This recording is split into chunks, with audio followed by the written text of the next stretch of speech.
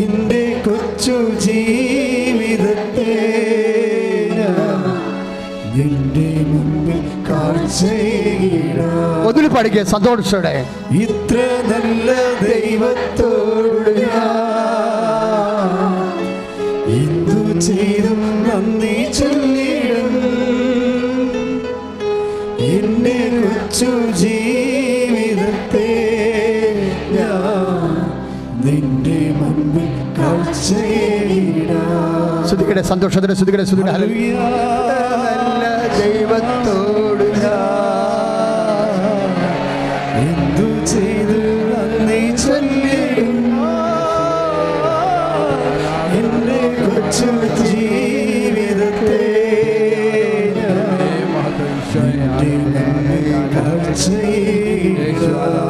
പരിശുദ്ധ പരമദിവ്യകാരുണ്യത്തിന്.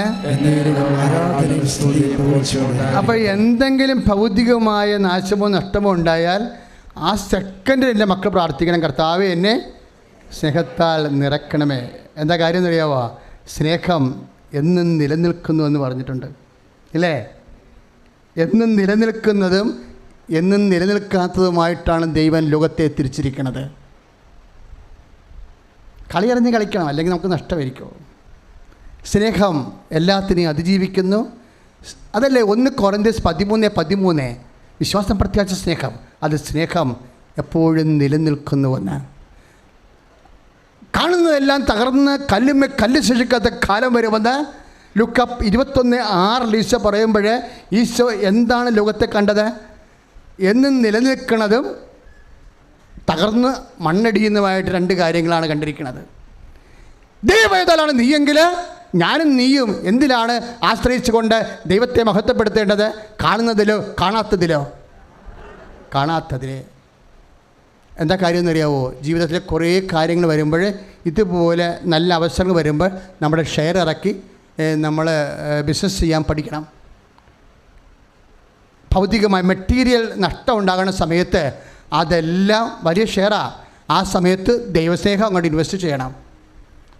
കരയരുത്, ആരോടും സങ്കടം പറയരുത്, നിരാശപ്പെടരുത്. പറ്റുമെങ്കിൽ നിൻ്റെ പ്രേക്ഷിത പ്രവർത്തനം, കാരുണ്യ പ്രവൃത്തി കൂട്ടണം. ഈ മറിച്ച് പറഞ്ഞ മനസ്സിലായില്ലേ? ഒരു രോഗിയെ കണ്ട പാടുന്ന സ്ഥലത്ത് നീ IELTS നോക്കണമെങ്കിൽ പിറ്റേ ആഴ്ച പോയി 2 രോഗിയെ കണ്ടിട്ട് കർത്താവിനെ ഞാൻ സ്നേഹിക്കണമെന്ന് പറയണം. പറഞ്ഞ മനസ്സിലായില്ലേ? കാര്യം നിൻ്റെ ഭൗതികമായ എല്ലാ ആനുകൂല്യങ്ങളെക്കാൾ വലുതാണ് നിനക്ക് ദൈവം. ദൈവം സ്നേഹമാണെന്ന് പറയുമ്പോൾ യോഹന്നാൻ പറയും ദൈവം സ്നേഹമാണ്, മൈൻഡ് ഇറ്റ്. ബട്ട് അവിടുന്ന് ആദ്യം നമ്മളെ സ്നേഹിക്കുകയും നമ്മുടെ വീണ്ടെടുപ്പിനായി അവൻ വില കൊടുത്തു എന്നതിലാണ് സ്നേഹമെന്ന് കൈയടിച്ച് കർത്താവാണ്. ഹല്ലേലൂയ. കണ്ടു ഞാൻ നിൻ സ്നേഹത്തെ, ആഴമാർന്ന നിൻ മഹാത്യാഗത്തെ. ക്രൂശിൽ കണ്ടു ഞാൻ നിൻ സ്നേഹത്തെ, ആഴമാർന്ന നിൻ മഹാത്യാഗത്തെ. പകരം എന്തോ നൽകും ഞാനിനി, ഹൃദയം പൂർണ്ണമായി നൽകുന്നു നാഥന്. പകരം എന്തോ നൽകും ഞാനിനി, ഹൃദയം പൂർണ്ണമായി നൽകുന്നു നാഥന്. മക്കളെ, പദാർത്ഥത്തിന് നഷ്ടം ഒരു ദൈവവൈതലിനെ പരാജയപ്പെടുത്തരുത്. നീ ഒരു തീരുമാനം എടുക്കണം. കർത്താവിനോട് ഉടമ്പടി ചെയ്ത് നീ ഒരു തീരുമാനം എടുക്കണം. പദാർത്ഥത്തിന് നഷ്ടമോ എൻ്റെ വിശ്വാസത്തെ പണയം വെക്കാൻ ഞാൻ അനുവദിക്കത്തില്ലെന്ന്. അപ്പോൾ പ്രത്യാശയിലേക്ക് നീ കടക്കും. അച്ഛൻ പറഞ്ഞ മനസ്സിലായോ? അതായത് ബൈബിള് ലോകത്തെ എങ്ങനെ കാണുന്നു, അത് ദൈവം ലോകത്തെ എങ്ങനെ കാണുന്ന പോലെ ഇരിക്കും. ദൈവം ലോകത്തെ എങ്ങനെ കാണുന്നു, അതാണൊരു വിശ്വാസി ദൈവപൈതലും ലോകത്തെ കാണേണ്ടത്. അതുകൊണ്ടാണ് ആ വീക്ഷണമായിരിക്കണം ലോകത്തെ ജയിക്കാനും പരാജയങ്ങളെ പ്രതിരോധിക്കാനും അതിജീവിക്കാനും നിന്നെ സഹായിക്കേണ്ടത്. ഞാൻ അച്ഛൻ പറഞ്ഞു വരുന്ന കാര്യം എന്താണെന്നറിയാവോ? പത്രോസിനൂടെ നമുക്കറിയാമല്ലോ, പത്രോസിന് വലിയ വിദ്യാഭ്യാസമൊന്നുമില്ല. പത്രോസിൻ്റെ 1ാമത്തെ പ്രസംഗം കഴിഞ്ഞ് രണ്ടാമത്തെ പ്രസംഗം നടത്തുന്ന ബൈബിളിലൊരു ഭാഗമുണ്ട്. മുടന്തനെ സൗഖ്യപ്പെടുത്തി കഴിഞ്ഞ് പരിസേര് പള്ളിപ്പോലീസും കൂടി ദേവാലയ പോലീസും കൂടി അവനെ അറസ്റ്റ് ചെയ്യും. അപ്പോൾ പത്രോസ് അവരോട് ചോദിക്കും, ഞങ്ങൾ അറസ്റ്റ് ചെയ്യപ്പെട്ടിരിക്കുന്നത് ഈ മുടന്തനെ കർത്താവ് ചെയ്ത ഒരു നല്ല കാര്യത്തിൻ്റെ പേരിലാണോ എന്ന് ചോദിക്കുമ്പോൾ, എന്തധികാരത്തിലാണ് നീ ഇത് ചെയ്യണമെന്ന് ദേവാലയ അധികാരികൾ അവനോട് ചോദിക്കും. അപ്പോൾ പറഞ്ഞു, നിങ്ങൾ കുറിച്ച കർത്താവിനെ ദൈവം ക്രിസ്തുവായി ഉയർത്തെഴുന്നേൽപ്പിച്ചു. അപ്പോൾ അവർ പറയും, അവൻ്റെ നാമം ഇനി നീ മിണ്ടിപ്പോകുന്നത് പറയും. അപ്പോൾ പത്രോസ് ചോദിക്കും, ഞങ്ങൾ പിന്നെ ദൈവത്തെയാണോ അനുസരിക്കേണ്ടത് അതോ നിങ്ങളെയാണോ അനുസരിക്കേണ്ടത്? നിങ്ങൾ തന്നെ പറയാൻ പറയും. അപ്പോൾ ആൾക്കാർ ചോദിക്കും, ഒരു വിവരമില്ലാത്ത ആൾക്കാർ ഇത്രയും വലിയ വർത്തമാനം പറഞ്ഞത് എന്താണെന്ന്. അതാണ് നടപടി പുസ്തകത്തിൻ്റെ 4:13. വിദ്യാവിഹീനരായ മനുഷ്യരെന്തുകൊണ്ടാണ് ഇങ്ങനെ സംസാരിക്കണതെന്ന്. ഇപ്പോൾ പത്രോസ് ആരാണ്? വിദ്യാഭ്യാസം കുറഞ്ഞ ആളാണെന്ന് വ്യക്തമാണ്. പക്ഷേ പത്രോസ് വേറൊരു സംഭവം പറയും. യേസ്റ്റിൻ പറയുന്നതിന് 2000 വർഷങ്ങൾക്ക് മുമ്പ് പത്രോസ് പറഞ്ഞിട്ടുണ്ട്. എന്താ പറഞ്ഞത്? കർത്താവിൻ്റെ ദിനത്തിൽ ആറ്റം ഡിഫ്യൂഷൻ സംഭവിക്കുമെന്ന് പറഞ്ഞിട്ടുണ്ട്. അത് ഈ മനുഷ്യൻ പറഞ്ഞതാ. കർത്താവിൻ്റെ ദിനം വരുമ്പോൾ ആറ്റം ഡിഫ്യൂഷൻ സംഭവിക്കും, മൂലപദാർത്ഥങ്ങൾ വെന്തുരുകും. അതാര് പറഞ്ഞതാണ്? 2 പത്രോസ് 3:10. ഈ ലോകം ഉണ്ടാക്കിയിരിക്കുന്നത് മൂലകങ്ങൾ കൊണ്ടാണ്. മൂലകങ്ങളുടെ ബേസിക് എന്താണ്? തന്മാത്രയാണ്. തന്മാത്രയുടെ ബേസിക് എന്താണ്? അണുവാണ്. ഈ മൂലപദാർത്ഥങ്ങൾ അത് ഡിസോൾഡ് ആകും. പത്രോസിൻ്റെ പ്രസംഗമാണ്. അപ്പോൾ പത്രോസ് വിവരമില്ലാത്തതാണോ? പത്രോസിൻ്റെ വിവരം എന്ന് പറയുന്നത് ദൈവജ്ഞാനമാണ്. ഈ ദൈവജ്ഞാനം എന്താണ് പത്രോസ് പറയണത്? ഈ പദാർത്ഥം എപ്പോഴായാലും ഡിസോൾവ് ആകും. അതെന്നെയാണ് ഈശോ പറഞ്ഞത്. കാണുന്നതെല്ലാം തകർന്ന് കല്ല് ശേഷിക്കാത്ത കാലം വരുന്നുവെന്ന് ലുക്കായുടെ 21:6 പറയണത്. മൂലപദാർത്ഥങ്ങൾ വെന്തുരുകുമെന്ന് 2 പത്രോസ് 3:10 പറയണതും ഏതാണ്ട് ഒരേ വചനമാണ്. എന്താണെന്ന് കാര്യമെന്നറിയാവോ? ഇതിലൊന്നും നമ്മൾ വിശ്വാസി അമിതമായി പ്രത്യാശ വെക്കരുത്. ദൈവത്തിൽ മാത്രമായിരിക്കണം നീ പ്രത്യാശ വെക്കുന്നത്. ദൈവത്തിൽ പ്രത്യാശ വെച്ചുകൊണ്ട് നിൻ്റെ പരാജയത്തിന് നിൻ്റെ മനസ്സിനെ ഈടറിവ് ചെയ്യരുത്. എന്താണ്? ഇതെല്ലാം കടന്നു പോണതാണ്. ഞാൻ നിങ്ങളോട് പറഞ്ഞ വചനങ്ങൾ കടന്നു പോവുകയില്ലെന്ന് കൈയടിച്ച് കിടന്നാണ് ശരിയ.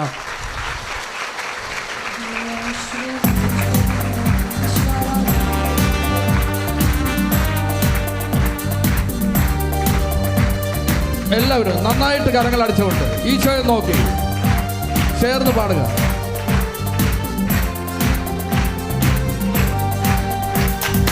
ആകാശം മാറും, ഭൂതലവും മാറും, ആദ്യം മുതൽക്കേ മാറാതുള്ളത് വചനം മാത്രം. കാലങ്ങൾ മാറും, രൂപങ്ങൾ മാറും, അന്നും ഇന്നും മായാതുള്ളത് തിരുവചനം മാത്രം.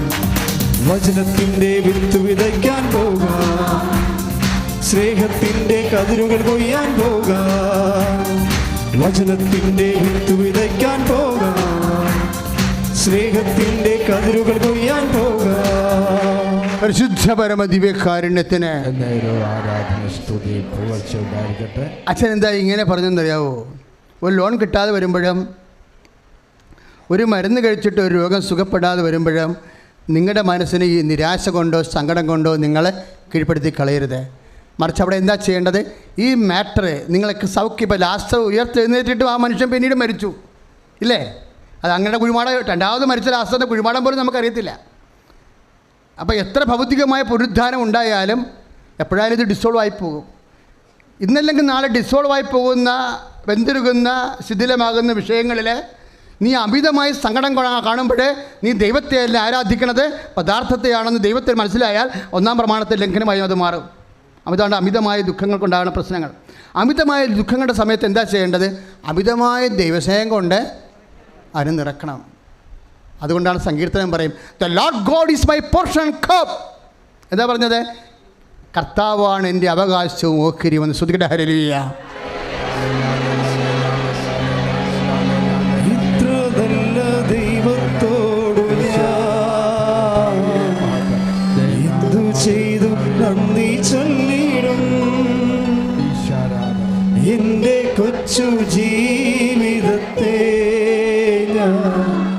നിന്റെ മുൻപിൽ അച്ഛനോട് ചേർന്ന് പ്രാർത്ഥിച്ച കർത്താവായ ദൈവമേ, എന്തെങ്കിലും പരാജയമോ സങ്കടമോ ഇച്ഛാഭംഗമോ ഉണ്ടാകുമ്പോഴേ അതിലും മനസ്സിനെ അടിപ്പെടുത്തി കളയാതെ നിന്റെ സ്നേഹത്താൽ നിന്റെ സ്നേഹത്തെ പ്രവർത്തനങ്ങളിലൂടെ പ്രഘോഷിച്ചുകൊണ്ട് ഈ ലോകത്തിന്റെ ഞെരുക്കങ്ങളെ അതിജീവിക്കുവാൻ വിശുദ്ധ യോഹന്നാന്റെ സുവിശേഷം 16:33 പ്രാർത്ഥിക്കുന്ന ഞാൻ ലോകത്തെ ജയിച്ചിരിക്കുന്ന കർത്താവേ, ലോകത്തെ ജയിക്കുന്ന ദൈവ സ്നേഹത്താൽ എന്നെ അഭിഷേകം ചെയ്യണമേ. എന്റെ തകർച്ചയില്, എന്റെ പരാജയങ്ങളില് ലോകത്തെ ജയിക്കുന്ന ദൈവ സ്നേഹത്താൽ അഭിഷേകം ചെയ്യണമേ. സ്തുതിക്കട്ടെ. ഹല്ലേലൂയ.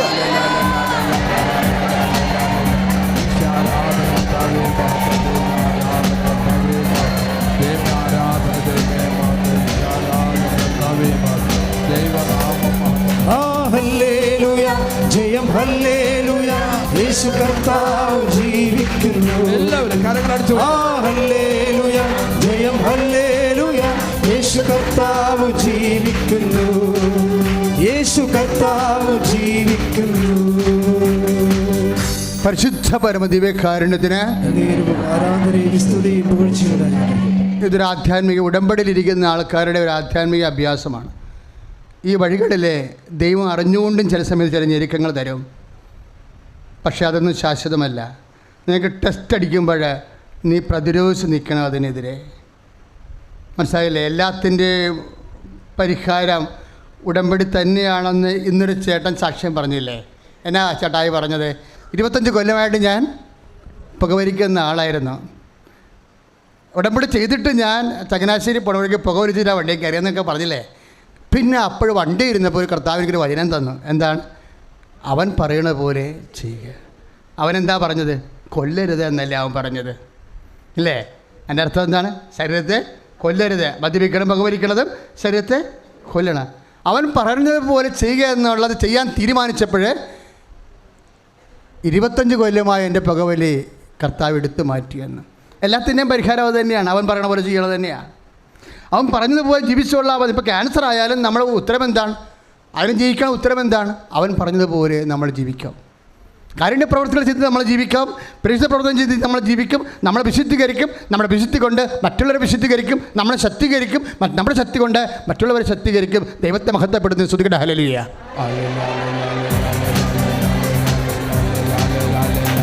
മഹത്വം മഹത്വം യേശുവിന്, മഹത്വം മഹത്വം യേശുവിന്. ഞങ്ങൾക്കല്ല കർത്താവേ, ഞങ്ങൾക്കല്ല കർത്താവേ, മഹത്വം മഹത്വം യേശുവിന്. ഞങ്ങൾക്കല്ല കർത്താവേ, ഞങ്ങൾക്കല്ല കർത്താവേ, മഹത്വം മഹത്വം യേശുവിന്. പരിശുദ്ധ പരമദിവ്യകാരുണ്യത്തിന് നേരവും ആരാധനയും സ്തുതിയും പുകഴ്ചയും ഉണ്ടായിരിക്കട്ടെ. പരിശുദ്ധ പരമദിവ്യകാരുണ്യത്തിന് നേരവും ആരാധനയും സ്തുതിയും പുകഴ്ചയും ഉണ്ടായിരിക്കട്ടെ. നമ്മൾക്ക് ക്യാഷ് ആൻഡ് കൈൻഡായിട്ട് കൈ കിട്ടാത്ത എല്ലാത്തിൻ്റെയും അടയാളം എന്താണ്? The Lord God is my portion cup. അത് തന്നെയാണ് നമുക്ക് പദാർത്ഥം മാത്രമായിട്ട് നമ്മുടെ കൈ കിട്ടാത്തൊരു വിഷയം. ഇപ്പോൾ നീ ഒരു സ്ഥലം നീ ആകെ ഒത്തിരി ആഗ്രഹിച്ചതാണ്. പക്ഷേ ആ സ്ഥലം കൊടുക്കുന്ന സമയം വന്നപ്പോൾ നിൻ്റെ കാശില്ല, നിൻ്റെ ശത്രുവായിരിക്കും ആ സ്ഥലം മേടിച്ചത്. അപ്പോൾ നീ 2 ദിവസം പ്രാർത്ഥിക്കാതിരിക്കുമോ? ഞാൻ എത്രയോ വർഷങ്ങളായിട്ട് ആഗ്രഹിച്ച സ്ഥലം എനിക്ക് കിട്ടാനും പറ്റിയില്ല, കണ്ടവൻ കൊണ്ടുപോവുകയും ചെയ്തില്ല. ദൈവം ഇത്രയും വലിയ കരുണ എന്നോട് ഇത്രയും വലിയ നിരാകരണം കാണിച്ചല്ലോ എന്ന് ഓർക്കുമ്പോൾ സങ്കടമാണ്. നീ എന്തിനാണ് സങ്കടപ്പെടുന്നത്? ആ സ്ഥലം കിട്ടാത്തതിലാണ് നീ സങ്കടപ്പെടുന്നത്. സ്ഥലമാണ് വലുത്, നിൻ്റെ കർത്താവാണ് വലുത്. അത് നീ തീരുമാനിക്കണം. ലേവായതിന് വേണ്ടി ജോഷുവ എല്ലാ ഈ വാഗ്ദാന നാട് പ്രാപിച്ചു കഴിഞ്ഞപ്പോഴേ മനേസയ്ക്കും ബെഞ്ചമിനും യൂദായ്ക്കും എല്ലാ ഗോത്രങ്ങൾക്കും 10 പട്ടണങ്ങൾ, 13 പട്ടണങ്ങൾ, 25 പട്ടണങ്ങളെല്ലാം വിധിച്ചു കൊടുത്തു. ലേവായന് കൊടുത്തില്ല. ലേവായൻ ഞങ്ങളുടെ ഭൂമി എന്ന് പറയുമ്പോൾ നിങ്ങൾക്ക് മനാസ്യയുടെ കുറച്ച് ഉപയോഗിക്കാം, ബെഞ്ചമിൻ്റെ കുറച്ച് ഉപയോഗിക്കാം എന്ന് പറഞ്ഞു.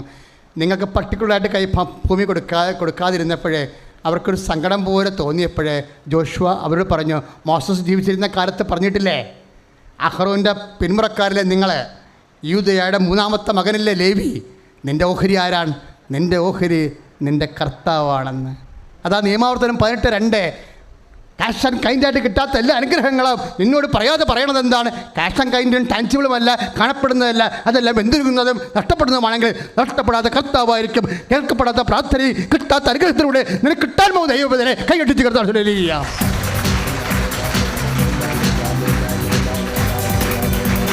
ഹല്ലേലൂയ, ജയം ഹല്ലേലൂയ, യേശു കർത്താവ് ജീവിക്കുന്നു.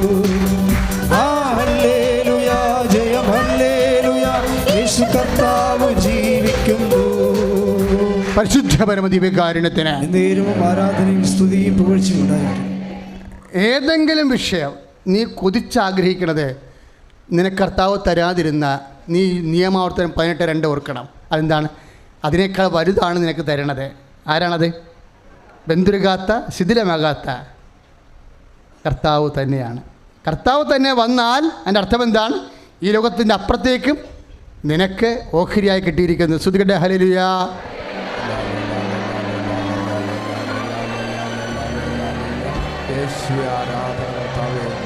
സ്തുതിക്കട്ടെ, ഹല്ലേലൂയ.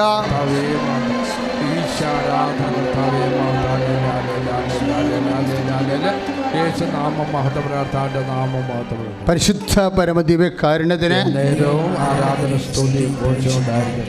ഉടമ്പടി ചെയ്യുന്നവരെ അല്ലെങ്കിൽ ദൈവത്തോട് ഉടമ്പടി ചെയ്യാത്തവരാണെങ്കിലും ദൈവത്തോടടുക്കുന്നവരെ ആദ്യം തന്നെ മനസ്സിനെ ദൈവസ്നേഹം ഒന്നാമത്തെ കാര്യമായി ലക്ഷ്യം വെച്ച് പറഞ്ഞ് മനസ്സിനെ പഠിപ്പിക്കണം. അതുകൊണ്ടാണ് പൗലോസ് പറയണത്, സ്നേഹം ആയിരിക്കട്ടെ നിങ്ങളുടെ ലക്ഷ്യം. നിസ്സാര കാര്യമല്ലത്. നമ്മൾ 1 കൊരിന്ത്യർ 14:1 വായിക്കണത് സ്നേഹം ആയിരിക്കട്ടെ നിങ്ങളുടെ ലക്ഷ്യം. അപ്പോൾ അങ്ങനെയാണെങ്കിൽ ആർക്കും നമ്മളെ പരാജയപ്പെടുത്താനോ ഒന്നിനും നമ്മളെ സങ്കടപ്പെടുത്താനോ പറ്റത്തില്ല. അത് 16:33 അനുസരിച്ച് കൊണ്ട് സ്നേഹം നിറഞ്ഞ് ആണ് നമ്മൾ ലോകത്തെ കീഴടക്കണത്. പറഞ്ഞ മനസ്സിലായ? ലോകം നമുക്ക് എപ്പോഴായാലും ഇച്ഛാഭംഗം തന്നിരിക്കും. അത് ലോകത്തിൻ്റെ സ്വഭാവമാണ്. പക്ഷെ നമുക്ക് പേടിയില്ല. കാരണം എന്താ? കാണുന്നതെല്ലാം എപ്പോഴായാലും തകരും. തകരാത്തത് എന്താണ്? കർത്താവിൻ്റെ സ്നേഹം മാത്രമേ ഉള്ളൂ. അപ്പം അതുകൊണ്ട് ഏതെങ്കിലും വിഷയത്തിൽ നിനക്ക് താമസിക്കുകയോ കിട്ടാതിരിക്കുകയോ ചെയ്താൽ ഉടനെ നീ ദൈവസ്നേഹം നിറയാൻ വേണ്ടി പ്രാർത്ഥിക്കണം. അവിടെയെല്ലാം ദൈവസ്നേഹത്തോടെ നീ വീണ്ടും മുമ്പത്തേക്കാൾ ഉശിരോടെ പ്രവർത്തിക്കുകയും സാക്ഷ്യം വഹിക്കുകയും ചെയ്യുന്ന കാണുമ്പോൾ കർത്താവിൻ്റെ വചനം നിറവേറും. എന്താണ്? ദൈവം തന്നെയായി നിൻ്റെ ഓഹരി മാറും. കാണപ്പെടാത്തതും, അതായത് നമ്മൾ കാണുന്നതും തകർന്നു പോണതും മാറ്റിയിട്ട് തകരാത്ത, ഒരിക്കലും അസ്തമിക്കാത്ത ദൈവസ്നേഹത്താൽ ദൈവവേദനെ നീ അത് ആർജിക്കാൻ വേണ്ടി ദൈവം നിന്നെ ഒരുക്കുകയാണെന്ന് നിൻ്റെ മനസ്സിൽ പരിശുദ്ധാത്മാവ് നിനക്ക് ആന്തരിക ബോധ്യം തരും. പ്രാർത്ഥിക്കുക, കർത്താവായ ദൈവമേ, വിഷമസന്ധികളിലെ പരാജയങ്ങളിലെ ദൈവസ്നേഹത്തിൻ്റെ അനന്ത സാധ്യത പരിശുദ്ധാത്മാവിൽ വിവേചിച്ചറിഞ്ഞ് ലോകത്തെ ജയിക്കുവാൻ എന്നെ പരിശുദ്ധാത്മാവിൻ്റെ ഫലങ്ങളായ സ്നേഹം കൊണ്ടും ആനന്ദം കൊണ്ടും ക്ഷമ കൊണ്ടും നന്മ കൊണ്ടും വിശ്വസ്തത കൊണ്ടും സൗമ്യത കൊണ്ടും എന്നെ നിറക്കണമേ. സ്തുതിക്കട്ടെ, ഹല്ലേലൂയ.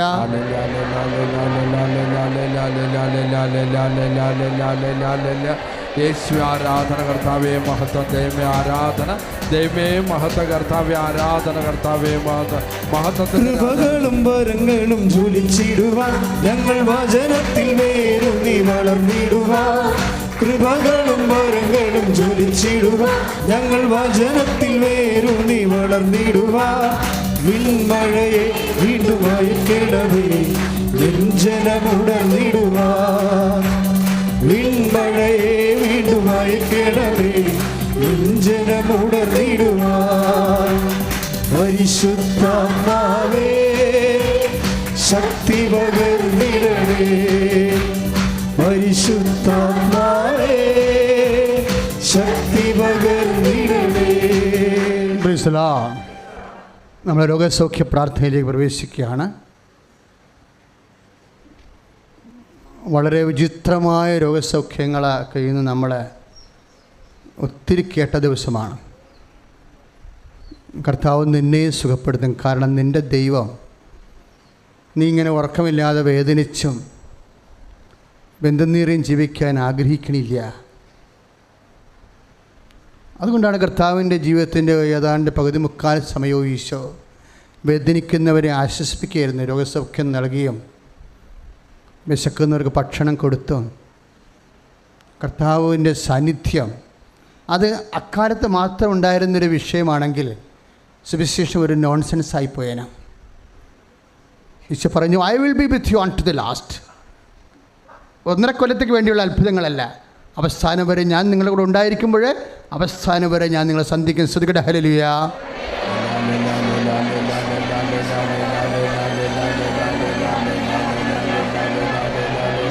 യേശു ആരാധന കർത്താവേ, മഹത്വം ദൈവമേ, ആരാധന ദൈവമേ, മഹത്വം കർത്താവേ, ആരാധന കർത്താവേ, മഹത്വം ഈശാരാധന കർത്താവേ, മഹത്വം ദൈവമേ, ആരാധന. പ്രിയമുള്ളവരെ, ഇപ്പോഴും നമ്മൾ ജീവിത സമ്മർദ്ദങ്ങളുടെ മേലെ സമർപ്പണ പ്രാർത്ഥന നടത്തുന്ന സമയമാണ്. ലാസ്റ്റ് ഭാഗം നമുക്ക് രോഗസൗഖ്യ പ്രാർത്ഥന പ്രവേശിക്കാം. ജീവിത സമ്മർദ്ദം എന്താണെന്ന് അച്ഛൻ ഉദ്ദേശിക്കുന്നത് എന്താണെന്നറിയാവോ? ഇപ്പോൾ വിവാഹം താമസിക്കണത്. ഇപ്പോൾ ഒരു ചേച്ചി സാക്ഷ്യം പറഞ്ഞില്ലേ, എന്നാ പറഞ്ഞത്? അച്ഛൻ ഇടയ്ക്ക് പറയാറുണ്ട്, നിങ്ങൾ 4 കാര്യം എഴുതിയാൽ മതി, 2 കാര്യം മരിയൻ ഓപ്ഷനാണെന്ന് പറയും അല്ലേ? മരിയൻ ഓപ്ഷൻ എന്ന് വെച്ച് കഴിഞ്ഞാൽ അമ്മയ്ക്ക് യുക്തമെന്ന് തോന്നണ കാര്യങ്ങളാണ്. അത് ചിലർ 2 കോളം വിടും. അപ്പോൾ കൗൺസിലർ അവരോട് പറഞ്ഞില്ലേ, നിങ്ങൾക്ക് കോളം വെറുതെ വിട്ടാൽ പോരാ, എഴുതി വെക്കണം അമ്മയുടെ നിയോഗമെന്ന്. അമ്മയുടെ നിയോഗമെന്ന് അവിടെ എഴുതി വെക്കണം.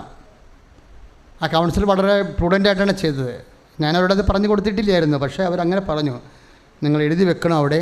അപ്പോൾ അവരുടെ വിശ്വാസം കണ്ടില്ലേ, ആ കൗൺസിലിൻ്റെ വിശ്വാസം കണ്ടില്ലേ, നിങ്ങൾ എഴുതി വെക്കണം ഇനിയുള്ളത് അമ്മയുടെ നിയോഗമെന്ന്.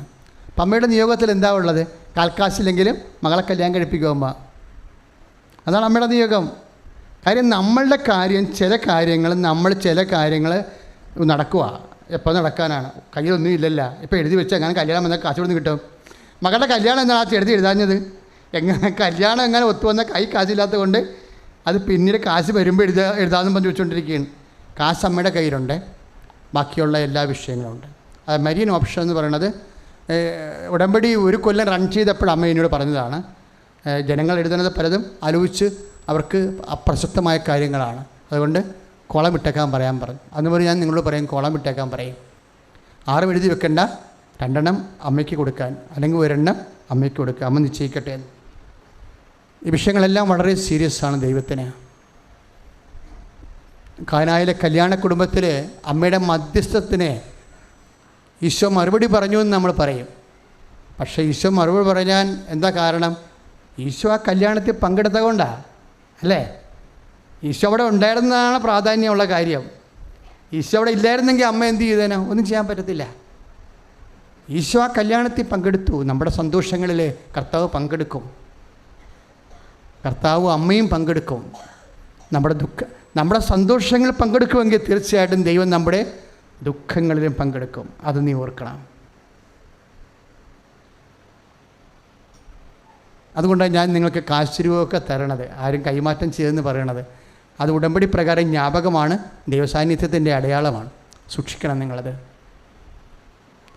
ഇപ്പോൾ നമ്മൾ പ്രാർത്ഥിക്കാൻ പോകുന്നത് മക്കളില്ലാത്തവർക്കും, കല്യാണം ഒത്തുവരാത്തവർക്കും, ജോലി ഇല്ലാത്തവർക്കും, ഉള്ള ജോലി കൊണ്ട് ജീവിക്കാൻ പറ്റാത്തവർക്കും, വീട് വെക്കാൻ സ്ഥലമില്ലാത്തവർക്കും, വാടകയ്ക്ക് താമസിച്ചിട്ട് ഭയങ്കര പ്രയാസം അനുഭവിക്കുന്നവർക്കും, വീടില്ലാത്തവർക്കും വേണ്ടിയാണ് പ്രാർത്ഥിക്കാൻ പോകുന്നത്. അത് നിങ്ങൾക്ക് വീടുണ്ടാകാം, പക്ഷേ അപ്പം നിങ്ങളുടെ അടുത്ത് ആർക്കെങ്കിലും വീടില്ലെങ്കിൽ അവരെ നിങ്ങളെപ്പോഴും ഈ സമയത്ത് ഓർക്കണം. അല്ലാതെ നിങ്ങൾ മിണ്ടാണ്ട് നിൽക്കരുത്. കാര്യം ഇവിടെ നിങ്ങൾ മിണ്ടാതെ നിൽക്കണത് ഒരു മൈതാനത്തല്ലെന്ന് ഓർക്കണം, കർത്താവിൻ്റെ മുമ്പിലാണ്. ഇതെൻ്റെ കാര്യമല്ലെന്ന് പറഞ്ഞ് നിങ്ങൾ നിന്നാൽ നിങ്ങളുടെ കാര്യം വരുമ്പോൾ കർത്താവും ഞാൻ ഈ നാട്ടുകാരനല്ലെന്ന് പറഞ്ഞ് നിൽക്കും. കാര്യം ദൈവസ്നേഹത്തിൽ ഇതെല്ലാം വർക്ക് ചെയ്യത്തുള്ളൂ. അപ്പോൾ നിങ്ങൾക്ക് മക്കൾ ഉണ്ടെങ്കിൽ, മക്കളില്ലാത്തവർ നിങ്ങളുടെ അറിവിലുണ്ടെങ്കിൽ അവരെ നിങ്ങളിവിടെ ഓർക്കണം. നിങ്ങൾക്ക് ജോലിയുണ്ട്, പക്ഷേ ജോലി ഇല്ലാത്തത് കൊണ്ട് പലതരത്തിലുള്ള പ്രയാസം അനുഭവിക്കുന്നവർ നിങ്ങളുടെ സുഹൃത്തുക്കളോ ആരായാലും നിങ്ങൾ ഓർക്കണം. അപ്പോൾ നിങ്ങളുടെ ഉള്ളിൽ സ്നേഹം നിറയുമ്പോൾ എല്ലാത്തിനും ഒരു തീരുമാനമാകും. കർത്താവായ ദൈവമേ, മക്കളില്ലാത്തവരെ സ്പർശിക്കണമേ, മക്കൾക്ക് രോഗങ്ങളുള്ളവരെ സ്പർശിക്കണമേ, ഗർഭിണികൾക്ക് അവിടെ ഉദരത്തിലെ ഉരുവായ കുഞ്ഞിന് ജനിതക വൈകല്യമുള്ളവരെ കർത്താവെ സ്പർശിക്കണമേ, കർത്താവെ സ്പർശിക്കണമേ. ഭവനരഹിതരെ ഏറ്റെടുക്കണമേ. വഴിയിൽ വീട്ടിലേക്ക് പോകാൻ വഴിയില്ലാത്തവരെ, അതിന് കേസ് നടന്നുകൊണ്ടിരിക്കുന്നവരെ അങ്ങ് ഏറ്റെടുക്കണമേ. കർത്താവേ, എല്ലാ തരത്തിലും വരുമാന മാർഗങ്ങൾ മുട്ടിപ്പോയവരെ, സാമ്പത്തിക ബാധ്യതകളാൽ വല്ലാതെ തകരുന്നവരെ, അമ്മേ പരിശുദ്ധമ്മേ, ഈ നിമിഷം ഈശോയോട് പറഞ്ഞ് എത്രയും വേഗം സങ്കട നിവർത്തി വരുത്തണമേ. സ്തുതിക്കട്ടെ. ഹല്ലേലൂയ. ഈശോയെ, വരുമാനമില്ലാത്തവർ, മക്കളില്ലാത്തവർ, കർത്താവേ, അനുയോജ്യമായ പങ്കാളിയെ കിട്ടാത്തവർ എല്ലാം സമർപ്പിക്കുന്ന കർത്താവേ, കർത്താവെ ഏറ്റെടുക്കണം കർത്താവേ. Hallelujah, hallelujah. യേശുവേ നന്ദി കർത്താവേ, സ്തുതി കർത്താവേ, സ്തോത്രം കർത്താവേ, ആരാധന കർത്താവേ, മഹത്വം കർത്താവേ, ആരാധന കർത്താവേ. നൈപുണ്യ പരീക്ഷകൾ, അതുപോലെ തന്നെ യോഗ്യതാ പരീക്ഷകൾ അവർക്ക് വേണ്ടി പ്രാർത്ഥിക്കുന്ന സമയമാണ്. ഇൻ്റർവ്യൂ, ടെസ്റ്റ്, ജോലിക്ക് വേണ്ടിയുള്ള യാത്രകൾ ഒക്കെ നിശ്ചയിച്ചവർക്ക് വേണ്ടി പ്രാർത്ഥിക്കുന്ന സമയമാണ്.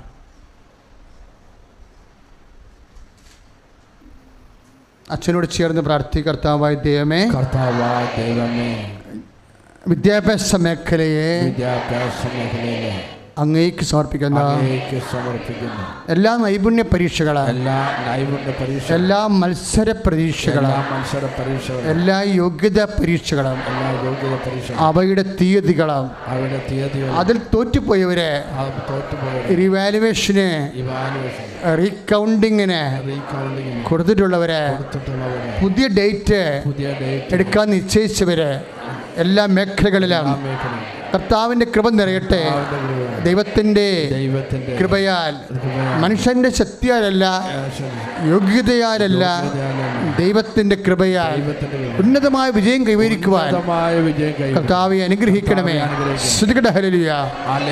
കർത്താവെ, എല്ലാ പരീക്ഷകളും, എല്ലാ നൈപുണ്യ പരീക്ഷകളും, എല്ലാ ഇൻ്റർവ്യൂകളിലും കർത്താവെ കണ്ണുചൊരിഞ്ഞ് അനുഗ്രഹിക്കുന്നതിൻ്റെ ഓർത്ത് നന്ദി പറഞ്ഞുകൊണ്ട് സ്തുതിക്കുന്ന കർത്താവെ, വാഴ്ത്തുന്ന കർത്താവെ, ആരാധിക്കുന്ന കർത്താവെ, മഹത്വപ്പെടുത്തുന്ന കർത്താവെ. Hallelujah, hallelujah. കൃപയാലേ കൃപയാലനുദിനവും, കൃപയാലേ കൃപയാലേ കൃപയാലനുദിനവും, കൃപയാലേ കൃപയാലേ കൃപയാലനുദിനവും, കൃപയാലേ കൃപയാലേ കൃപയാലനുദിനവും. പോലീസ് വഴക്ക് കേസുകൾ, കോടതി കേസുകൾ, മക്കൾ ചില ദുർനടപ്പിലും ദുർബന്ധങ്ങളിലും ഒക്കെ ചെന്ന് അകപ്പെട്ടിരിക്കുന്നവർ,